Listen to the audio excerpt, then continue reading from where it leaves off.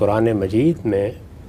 اہل بیت کی تعبیر رسالت مآب صلی اللہ علیہ وسلم کی ازواج مطہرات کے لیے استعمال ہوئی ہے۔ اچھا، یہ ایسا ہی لفظ ہے جیسے آپ اپنی زبان میں گھر والے بولتے ہیں، یعنی اگر آپ نے کسی اپنے عزیز کو اپنے ہاں مدعو کیا ہے اور آپ تنہا آئے ہیں اور وہ آپ سے پوچھتے ہیں کہ گھر والے نہیں آئے، تو گھر والے دیکھیے یہ لفظ ہماری زبان میں جمع بولا جاتا ہے، ایک بات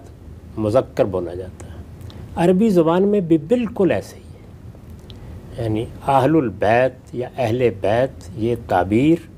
ایسے ہی استعمال ہوگی، اگر گھر میں ایک ہی بیوی ہے تب بھی ایسے استعمال ہوگی۔ چنانچہ اس کی خود قرآن مجید میں واضح نظیر موجود ہے کہ جب فرشتے سیدنا ابراہیم کے پاس آئے ہیں تو انہوں نے آ کے، ان کی بیوی تھی پاس، بالکل انہی الفاظ میں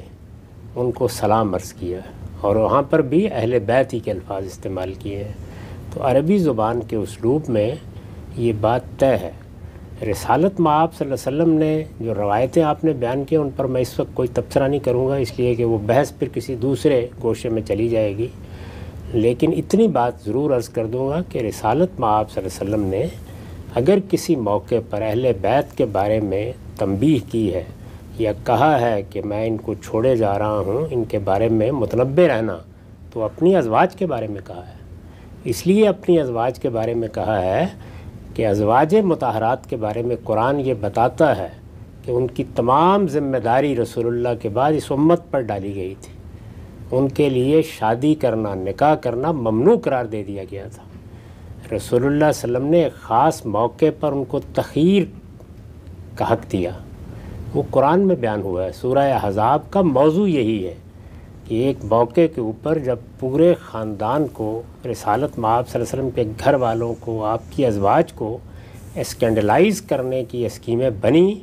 تو اللہ تعالیٰ نے ان پر کچھ خصوصی پابندیاں عائد کی،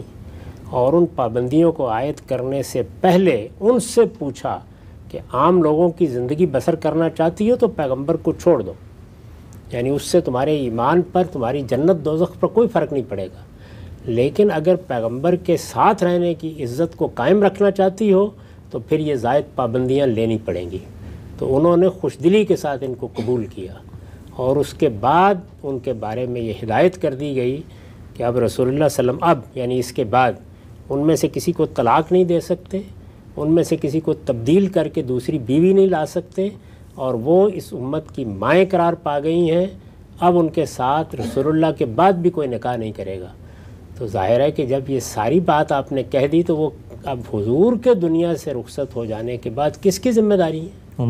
امت کی ذمہ داری ہے۔ تو اس لیے بعض جگہوں کے اوپر حضور نے توجہ دلائی ہے اس معاملے میں کہ میں یہ امانت تمہارے پاس چھوڑ کے جا رہا ہوں، میری ازواج، میری بیویاں یہ در حقیقت ایک بڑی قربانی دے چکی ہیں، اور ان کو اب ایسے ہی زندگی بسر کرنی ہے، یہ اپنا گھر نہیں نیا بسائیں گی۔ عرب میں تو آپ جانتے ہیں کہ سیدنا صدیق کی وفات ہوئی اور عدت پوری ہوئی تو ان کی اہلیہ نے حضرت علی سے شادی کر لی، وہاں تو یہ کوئی تصور ہی نہیں تھا، لیکن ازواج مطہرات کو رسول اللہ کے گھر میں زندگی بسر کرنی تھی، ان کے لیے ہدایت تھی کہ وہ کوئی معاشی جدوجہد بھی نہیں کر سکتی، ان کو گھروں کے اندر ہی رہنا ہے، اور ان کو ان آداب کی پیروی کرنی ہے آخر دم تک جو ان کے لیے سورہ احزاب میں بیان کیے گئے ہیں۔ تو اس لیے یہ پوری مسلمان امت کی ذمہ داری تھی کہ جب تک وہ باقاعدہ حیات ہیں ان کے لیے عزت کے جذبات ہوں، ان کو ماؤں کی حیثیت سے رکھا جائے، ان کی ضروریات کو پورا کیا جائے، ان کے بارے میں وہ تمام ذمہ داریاں ادا کی جائیں جو ماؤں کے بارے میں بیٹوں پر عائد ہوتی ہیں۔ تو یہ وجہ ہے اہل بیت کے زیر بحث آنے کی۔ اس معاملے میں جو تصورات ہمارے ہاں رائج ہیں بالکل بے بنیاد ہیں، کوئی حیثیت نہیں ان کی۔ باقی رہ گئی یہ بات کہ کسی وقت جب محبت کے اسلوب میں آدمی اپنے بچوں یا اپنے نواسوں یا اپنی نواسیوں یا اپنے پوتوں کے بارے میں بھی یہ بات کرتا ہے کہ یہ تو میرے گھر والے ہیں، تو یہ اصل میں توصیع کا اسلوب ہوتا ہے۔ اصل میں اہل بیت کون ہیں؟ ازواج مطہرات، یعنی رسول اللہ صلی اللہ علیہ وسلم کی بیویاں۔